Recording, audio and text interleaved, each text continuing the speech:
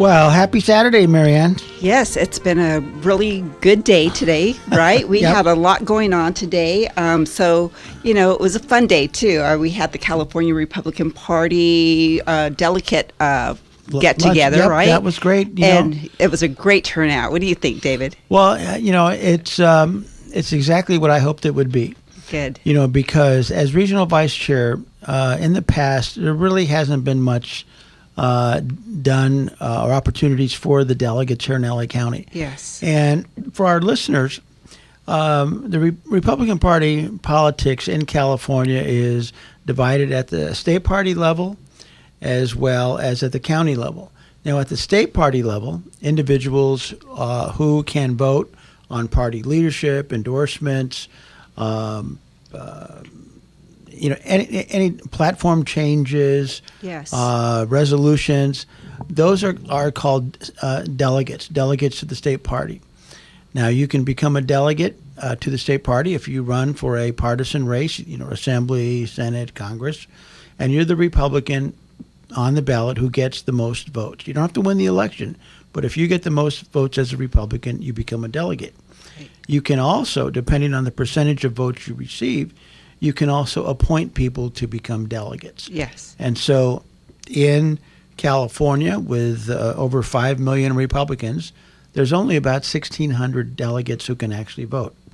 Now, because LA County is so large, there are 200 delegates in Los Angeles County alone. Mm-hmm. So Los Angeles County is in a position to be the engine that drives Republican Party politics in California. So as regional vice chair, what I wanted to do, and what I did with the help of many others, was that because the elections for state party leadership is in Sacramento, March 14th, 15th, and 16th, I wanted to do something locally so that the delegates could meet and hear from the individuals running. And so it was great. We had Mike Morrell, who was running for state party chair. Mm-hmm. We had 3 candidates for the vice chair. We had Amy Fan West, we had John Park, and Lonnie Kane. Or Yes. Lonnie Connie. Lonnie Connie. I know. Great name. Yep. For treasurer, we had Robert Rigo and Jack Guerrero. Yes. And for secretary, we had Lori Wallace. Now, 2 of the candidates couldn't make it, and we'll give them an opportunity to speak here on our show. And so it was well received by the delegates. They the conversations that I've had with them, either during or since, it was like they were really appreciative.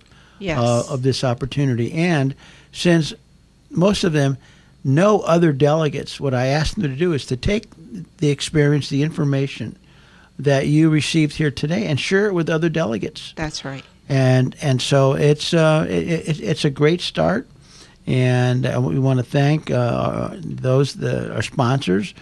C&M Metals was a Yes. a sponsor of the event as well, and we know Rudy Melendez and the neighborhood Republicans also contributed. So we're really appreciative of all of the support that we're getting, because as regional vice chair, it doesn't come with any financial resources to do Right. things like this. So Well, I think that's one of the things that I've kind of really am learning a lot, because a lot of people, unless you're in politics, you don't understand all the background part of it. Mm-hmm.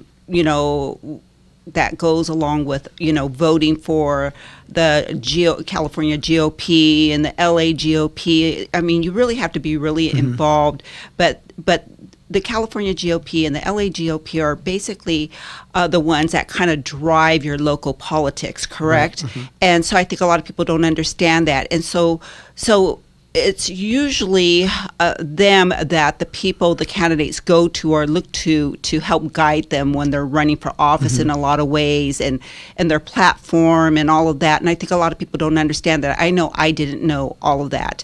And so it's very interesting. I think one of the things that the Los Angeles Hispanic Republican Club has done is that it's really with the Monroe family, has really helped to invest a lot of money behind the Los Angeles Hispanic Republican Club to help really build it and really try to get more involvement with the delegates, because really it was kind of, in a way, they were just sort of there, but not really. I think in a lot of ways, especially the grassroots, and I know people don't like when we say it, but it's true, they just feel like their voice wasn't being heard. And I feel like with the LAHRC, their voice is being heard right now. And I think that's what I really love about what's happening right now, because, and the hope is, I guess, with the convention happening in March, which there's, that's when we do the major voting for the new chairman and all of that. I think there's a lot of hope that there's going to be some change, and hopefully, some money raised. I mean, because, when you run, you realize there's really no money there for the candidates. And so, we're hoping that, whoever wins, that there's a change, that there's a real change, not just just fed words like usual. Well, and one of the things with, and we'll get to the immigration and deportation in a bit, but one of the things that the LA Hispanic Republican Club has been able to do is there are a lot of individuals that want to do something, but they don't know what to do. Yes. Either they feel isolated, they feel like they don't know enough about politics. Yes. It gives them the opportunity to learn, work with other people that are on that same learning curve. Yes. It gives them not only the opportunity, but gives them the tools to start making a difference in the areas that they want to make a difference in. And so with the expansion of the board, with all of the new material, the things that are coming down, it is really an exciting time. Now, our next meeting is Thursday, February 27th at 6:30 at our headquarters in Woodland Hills. You can go to the Los Angeles Hispanic Republican Club website. There's a flyer there. It's a potluck. It's free, free to attend, and they can come and they can meet some of the people there. Yes, and also we will be having Kevin McNamee. Right. He will be the speaker for the CEO Act, and this is very interesting if you are a parent that has children and maybe you have them in private school or maybe you're thinking of homeschooling. It's very interesting because it's monies that are already there, $17,000 per child, that is already what is already allocated for your child every year. And so what Kevin McNamee is trying to do is he's trying to, it's kind of like a voucher, if you know anything about vouchers, but it's basically money that's already there. So your taxes wouldn't be raised. And so what they're saying is, why can't we use that money to send my kid to a private school or to homeschool or why should your child be trapped by their zip code and your economic status? Exactly, and being forced to be indoctrinated with this DEI, transgender, and we heard that today from Tracy Schroeder. Yes, that LAUSD is doubling down on all of that. Yes, and so this CEO Act is just amazing. It's amazing because it does a lot of things. It follows your child through school. Most private colleges, or most private school, or I should say most just public schools, I should say, you're usually, when you have that $17,000 and you put your kid in a private school, the private school is not usually $17,000 for the most part. So whatever money that you have rolls over, and as it rolls over and your kid ends up graduating, that money that's left over can be used for their college. It could be used for a trade school. And say, for instance, if one of the siblings does not use it, the other sibling can use that money. So it does a lot of really great things. So if you're interested in something like this, really you should come to this club meeting, because it's really an eye-opener. And Kevin McNamee is always looking for some new people to come in and help out, because it takes. If you have questions, if you're leery of it, it's like, come in, hey, you'll be able to come and ask questions and challenge them. Yes, and it's open to everybody. This is not just for Hispanics.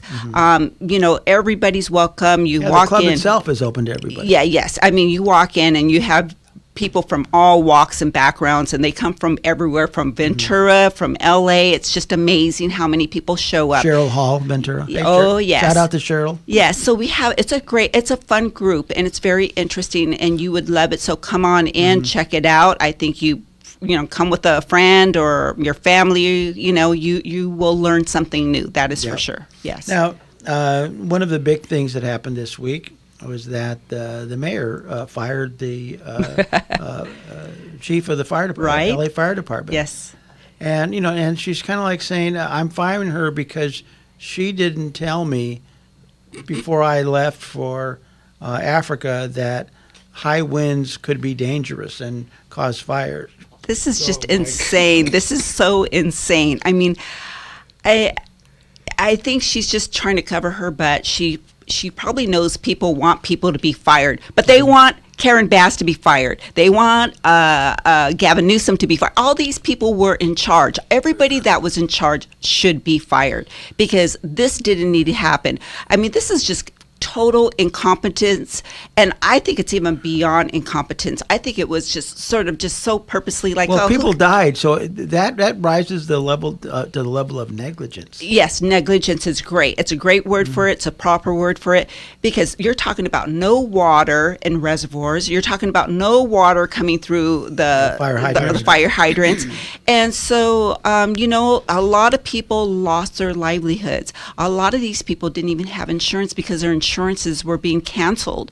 And so, I'm sorry, Bass they all need to go. All of them need to go. All of them do. Well, and speaking of the no water with the reservoir and the Palisades being empty, the fire hydrants either having low pressure or no water, the individual in charge who was getting paid $700,000 a year by the city of LA, yes.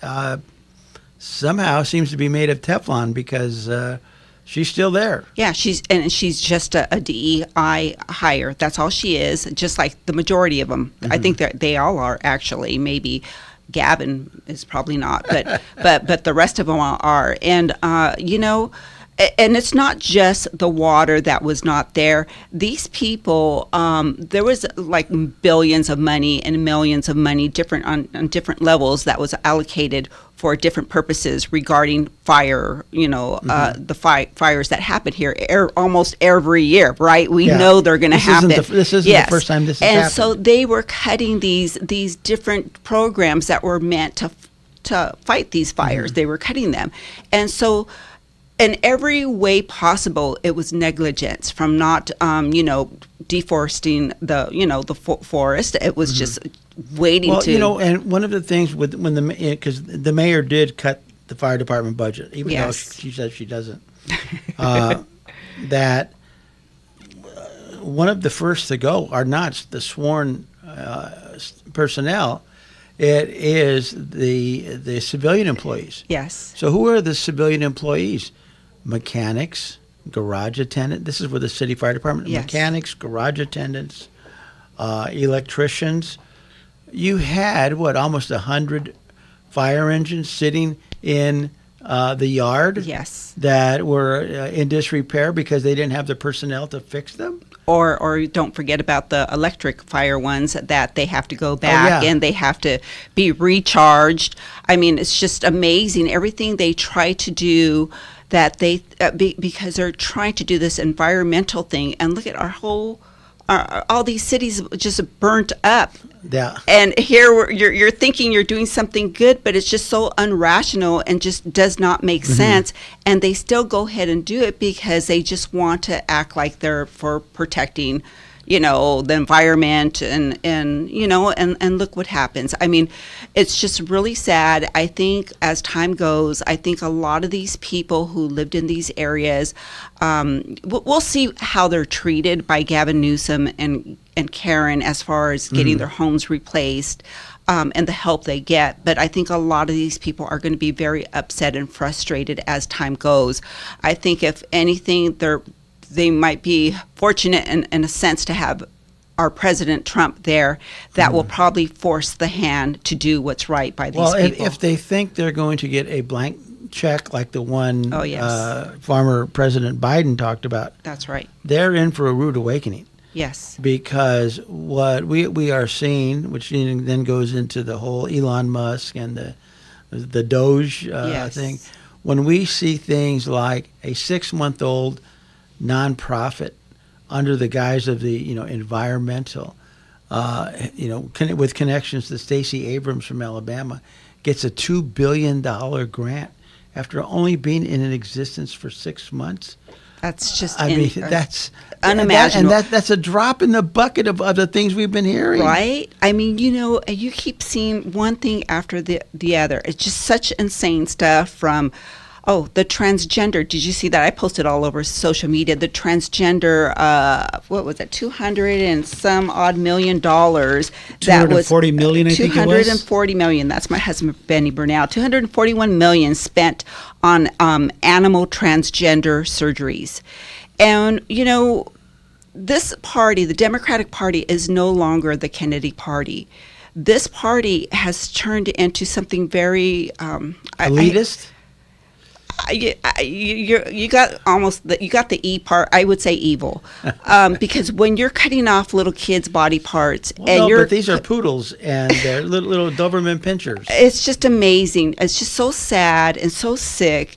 And, you're trying to explain to your family and your friends that are on the other side, because the majority of our family and friends at this point have changed to our side. They have. They're awake. And people are waking up, but there's a few stragglers still got their heels dug in. Mm-hmm. And you're trying to show them, look at this. Who does this? $241 million of our money spent to cut animal parts off, to transgender them. I mean, if that's not evil, I don't know what is.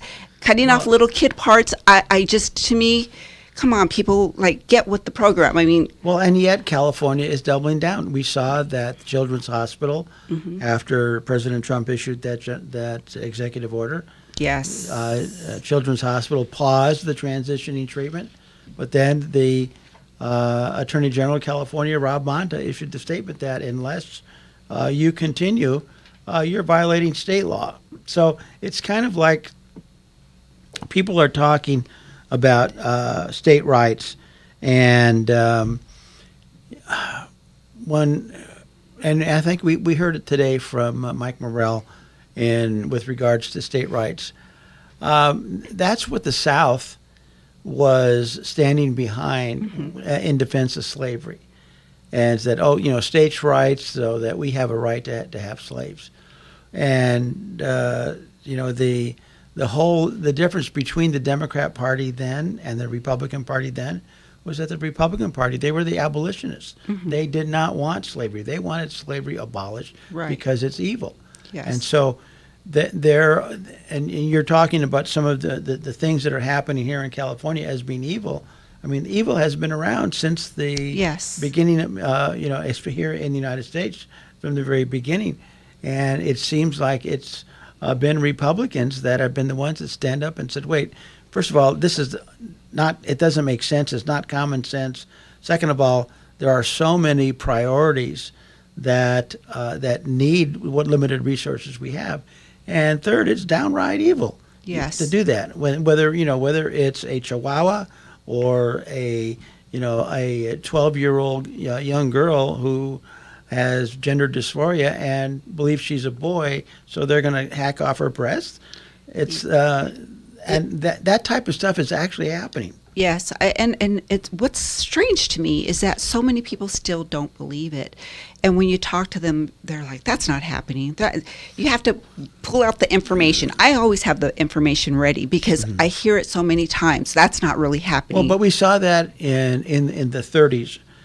When people were talking about Auschwitz and Dachau, yes, and the horrific things that were happening to the Jews, to the Poles, to the Russians, that it is so horrific that people can't comprehend that that can't be true. Yes, yes. And so it may be more of their inability to comprehend that type of evil. Yes. That their own psychic for their own protection protect, it refuses to allow them to do that, which would probably have Karen Kenny back on to Yes. talk about that. Yeah, I think that would be interesting. I know you were kind of talking about, I don't know if you saw it, but I think Betty and I were watching it, and it was the governor of Maine, and I guess they were I think it was, I want to say it was a governor's dinner, I'm not positive, but Trump was asking her about, I guess they ended up having a man end up playing in one of the women's sports, even though Trump signed this executive order. And so Trump kind of just was like blasting her in front of everybody, like, why don't you, are you still, why did you allow this to happen? And are you going to continue to allow it? And she's like, well, I'll see you in court. And Trump is like, well, yes, I'll see you in court. Looking forward to it. So it's like this kind of stuff that is just so, these governors are not listening to the people. The people don't want this. If you take these, there's so many different, what do you call it? Like when they call you up and they take all these Polls. Polls, yes. They have so many polls talking about, do you want men and women's sports? The overwhelming majority of people do not want this. And these governors, and it's not because they're sexist, yeah, they homophobic, don't care. Yeah, they don't transphobic. care as an adult. Do what you want as an adult. People don't care. But as a transgender, I think they should just make their own category: a transgender sports for men and transgender sports for women. And so that way, at least they have their own category. But to put men in women's sports, especially after women fought for women's lib all these years, and then to go ahead and still have a man in your sport just makes... And where did that begin? Let's see. Susan B. Anthony. Oh, Republican. That's right. Okay.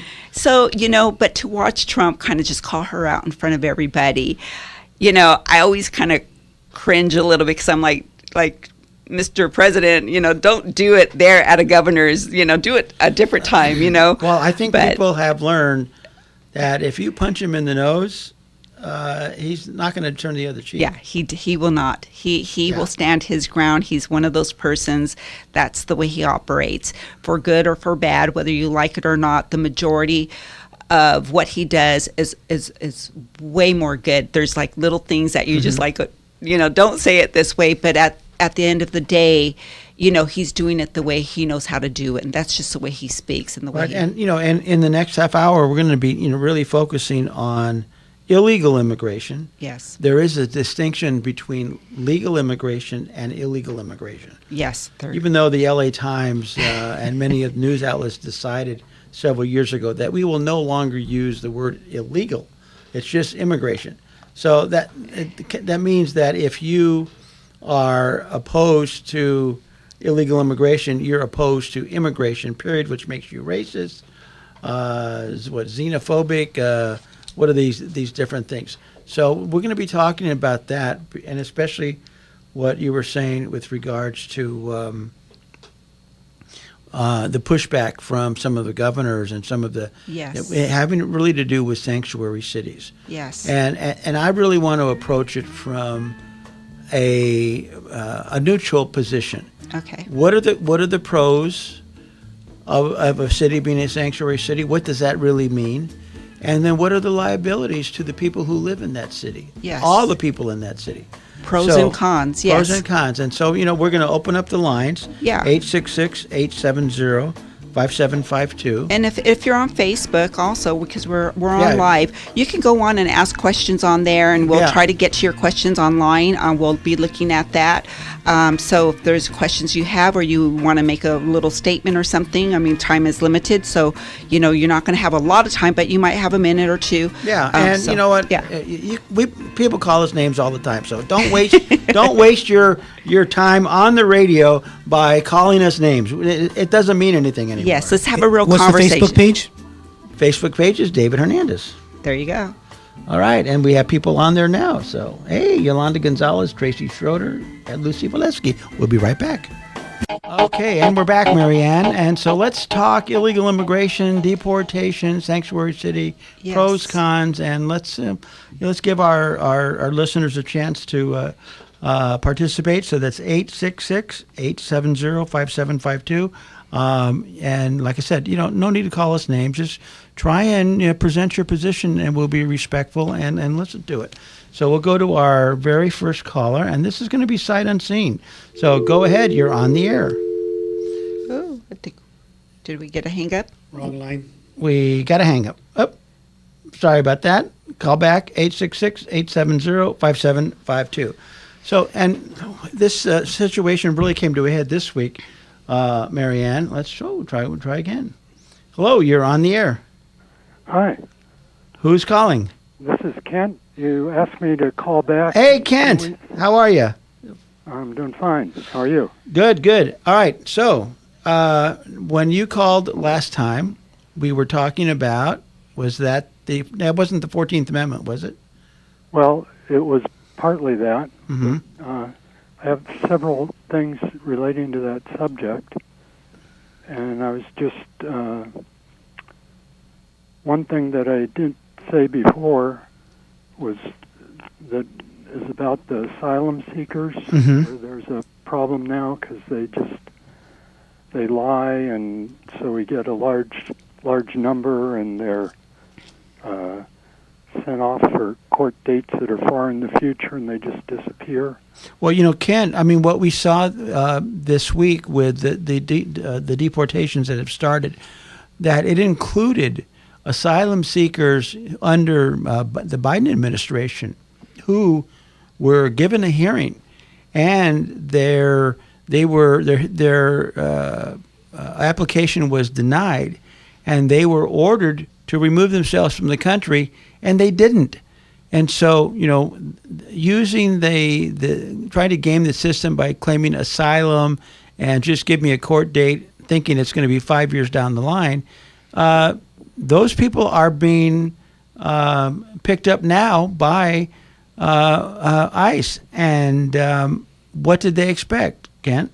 Okay, well, I think that's good, but I'm just saying if they give them a questionnaire that is scored by a computer, and they have some, they're told if they lie, they're going to be, there's some negative consequence that they're not going to be allowed back in the country even if they reapply, and that way they'll get more that have true answers, and they can be properly scored so they can tell who actually has a valid claim and who doesn't. Yep. Well, Ken, do you think that by having such a high volume of people that are not being truthful, that it negatively impacts the people who are truly the asylum seekers? Yes. I think if they do it the right way, they won't have that problem. And I think Victor Avila, we had him on the radio show, a couple weeks ago, right? Yes. He's working under the Trump administration, and he made that very clear. He made it say, because you asked the question, Marianne, who is at risk? Because all this fear-mongering that's going out there, they're coming after the abuelitas, the abuelitos. It's not true. It's a criminal element that they're going after, and this is the gentleman who's working right there with Tom Homan. Yes. So, and this is the reason why we're having this conversation here. I know City of San Fernando, right?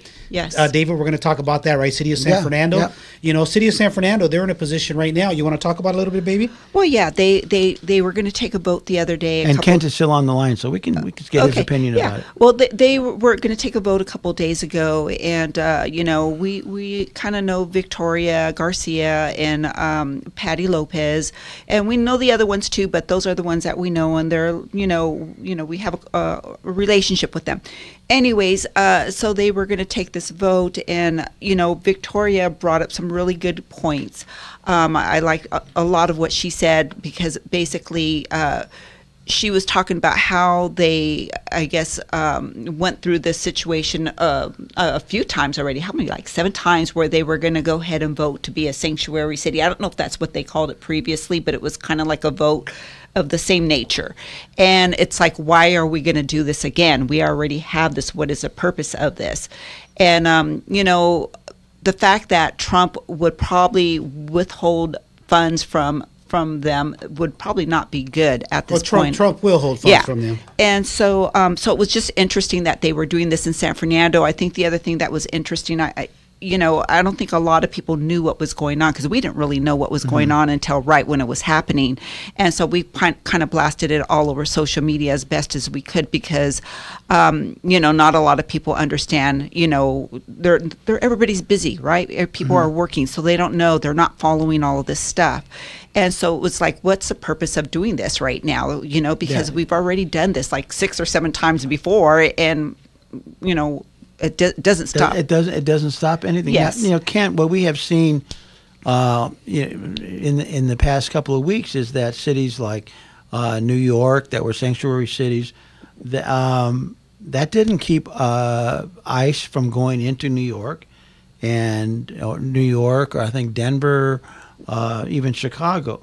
So, Kent, before we let you go, do you see a value for a city to be designated as a sanctuary city? No, I don't think they should be. No, and and it's not so much that they should be, but I'm trying to get in the mindset of the people that are for it. What's the benefit? Yes. What's a benefit? I guess there's not a lot of people calling in for what's the benefit. Well, the interesting thing is I love the way Victoria kind of laid out her question to the chief of police. That was interesting because she said, look, here we are. We're talking about doing this for the 7th time, whatever it was, city of San Fernando.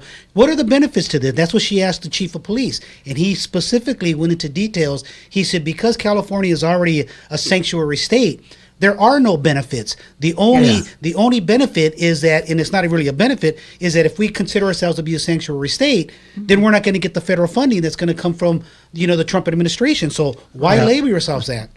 Yeah. Kent, thank you so much. Do you have a parting comment? Well, I just say I think the reason they like having illegal aliens instead of doing things legally is because it's easier for them to take advantage of them. Yep, I agree. All right, thank you, Kent. Thank you, Kent. Call back. Bye. Bye-bye. Thank you for listening. So I see that Yolanda Gonzalez, she has a little statement here on Facebook. She says, when I became an American citizen, I had to put on my application what I contribute to my community as a citizen. Today, they do not care. At the time you receive your naturalized certificate, all they want to do is register more Democrats to vote. Once you are put you're put on the ceremony. I guess when you put it on the ceremony, I'm not sure exactly what she means, but she's basically saying that they don't really care. They just want to register more Democrats. And I think you kind of mentioned something like that last week, which I never really thought about until you were mentioning it, David, about the census. Yep. So do you want to kind of elaborate a little bit about that? Yeah, and we have another caller. So before we go to the caller, that every 10 years they do a census. Like they count the homeless, at nauseum here in LA. Well, they do a census, and it's not a census based on legal residents. It's a census based on population, and based on the number of population, I think it's like 700,000 for a congressional district, somewhere around there, maybe a little bit less. But so for every, whatever the number is, they get to have a congressional seat. So if states like California that have open borders and sanctuary and all this stuff, or some others, the more people they have, the more congressional districts they'll have. Yes. And so here we are, in a liberal state. So the more people you can cram into California, the more Democratic congressmen there will be, which means they will control the House of Representatives. So the end game is, regardless of somebody is a criminal or a law-abiding citizen, they're in the state. They get counted in the census, and that's just wrong. So Yes. that's really the motivating force. So let's go. Whoop, we just lost our caller. So that's a motivating force. The more people you have, the more congressional seats you get. And if you're in a liberal state like California, that means, you can take the House back because the next census is going to be before the next presidential election. Yes. that, or even I guess it's going to be within the next year, that you'll be able to take the House back in 2026 from the Republican majority. Yes, and Not on our watch. And I think too, with what Kent sent, I think, they're not making these people American citizens or just letting them They don't need to. come in. Yeah, they don't need to, and so this makes them easy prey. So they can really take advantage of them because they're going to be scared to do anything as far as reporting anything, standing up for what they feel is right, because they're not going to really, in a way, have any rights. So they're going to They'll kind be of a dependent class. Yes, they're just Exactly going to what they want. exactly. You've got a caller. Okay, Go ahead. You're on the air. Hello there, my name is Armando. Armando, is this Armando L? Oh yes, Armando. Hey, how are you? How are you, my friend? I'm doing great, thank you. I was listening to your comments on the immigration in the sanctuary cities. So What do you think? Yeah, what do you think? Well, I think it's sanctuary cities. It's a crazy idea because it sounds like zero responsibility from its residents, and anybody can do whatever they want to. Yes. Many people who have lured into that concept, they just came because they think the government is going to pay them for their lifestyle. Well, they are for the not- past 4 years, Armando, that's been true. Yes. I mean, even people who are here undocumented for decades are upset that the 10 million people that have come in under the Biden administration, that so many were getting airline flights to the city of their choice. They were being put up in nice hotels. They were Yes. given a stipend, hundreds of dollars a week. They were given food stamps. So they Right. were all of the things that those people thought they would get, they've been receiving. And of course, we are upset because I'm a first generation immigrant. Mm-hmm. I believe I have one of the things that we teach our people, because I'm a U.S. citizen now. Mm-hmm. Thank God for it. And this nation adopted me. So in this time, we are teaching about transformations and the importance of teaching the residents of any city how to be responsible for where they are. Mm-hmm. And me being an immigrant who came years ago, it is upsetting to see how many are coming because they were lured into free lunch, for example. It's not going to cost you nothing. And here they are invading practically whatever they want to do, and there is no law that can stop them from doing it. That is really insane. Yes. It's insane to me. I don't agree with it. And I know that we Hispanics, we left, many of us left our the place where we were born, looking for a better future. But if my message for anyone who wants to come to America is do it the right way. That's right. Come with respect and come with appreciation that you're given an opportunity to do something different, something better. Armando, how long did it take for you to become a citizen, and what did you have to do? What did it entail for you to, was there money involved that you had to spend, and how long did it take, and classes and all of that? Can you talk about that a little bit? Well, it took about 5 years for me to wait for the opportunity. Then I had to do some labor on the field. I also had to study for the test. In addition to it, when I came to America, my desire was first to know the costumes or the culture of America. And I from the beginning, because I saw what a difference was between where I came from to America, I decided, I put in my heart to be of service to this nation. And God has given me the opportunity to do that. Mm-hmm. In the present time, I do teach the people the importance of respecting and being productive where they live. Mm-hmm.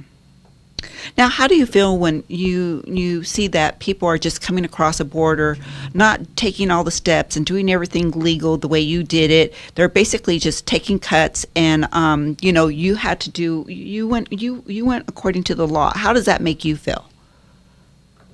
It is upsetting.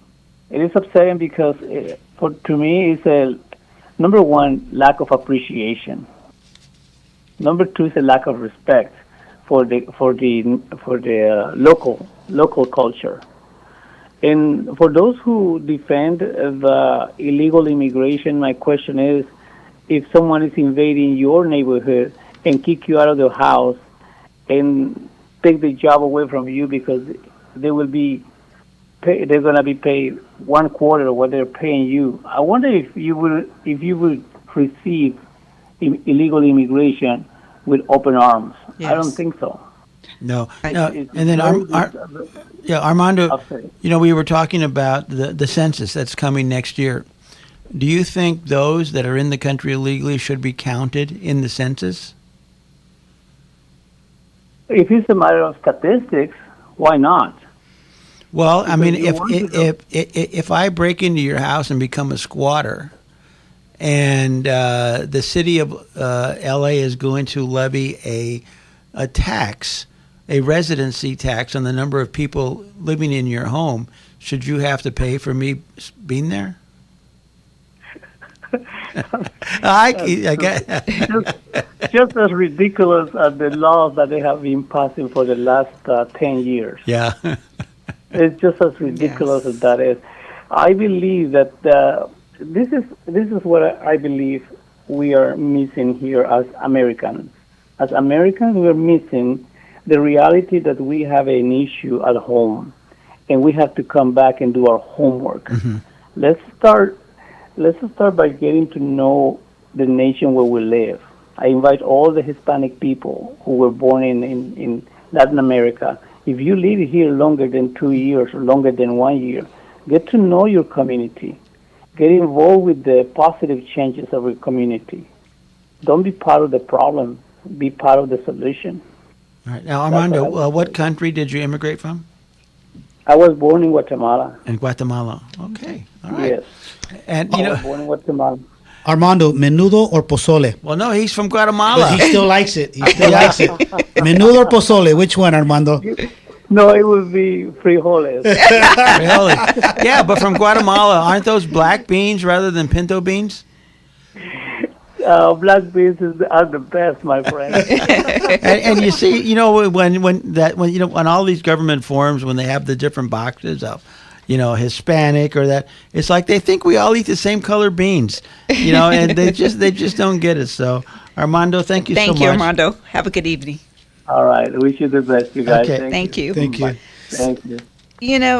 It's just, when we're talking about all of this, you kind of look at the numbers and you're kind of thinking to yourself, we're spending billions of dollars on these illegals. And people, I was looking at it was $20 billion spent in the last 4 years. $20 billion is a lot of our tax money. But That's people would argue, well, they pay taxes.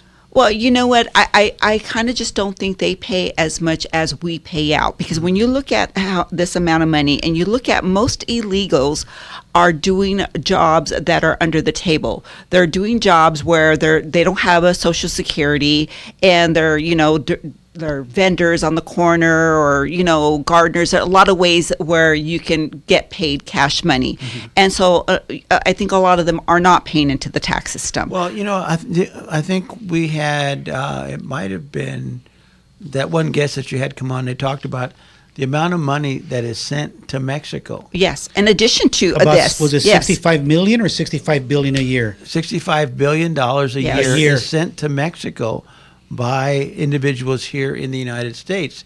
And so that's why, Mexico definitely does not want to cut off that Yes. revenue stream.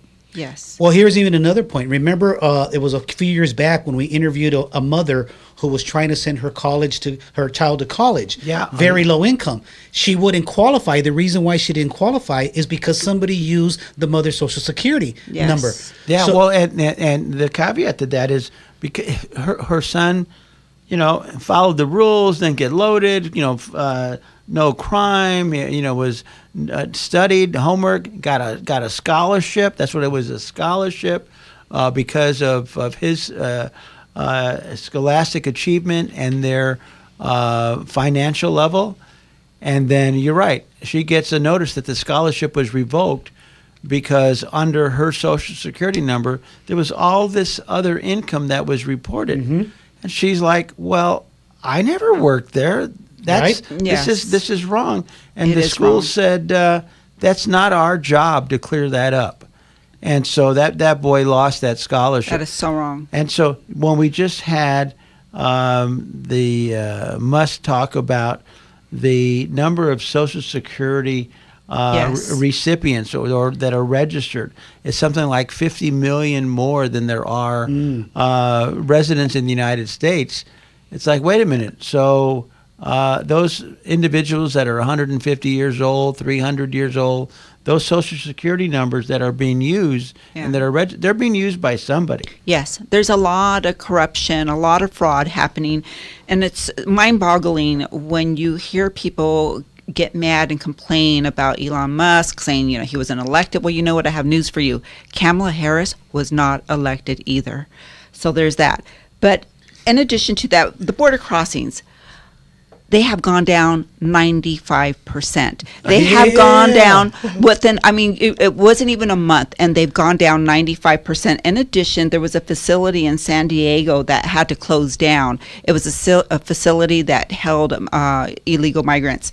And because there was no more illegal migrants, that facility closed down, and a lot of other facilities have closed down. So that's a lot of money that we are saving, because we're trillions of dollars in debt that we are leaving to our children and grandchildren. And I know it sounds really nice to give everybody everything free, but it's not realistic. This is you have to look at what it's going to do to the future of the future generations. We cannot continue this way.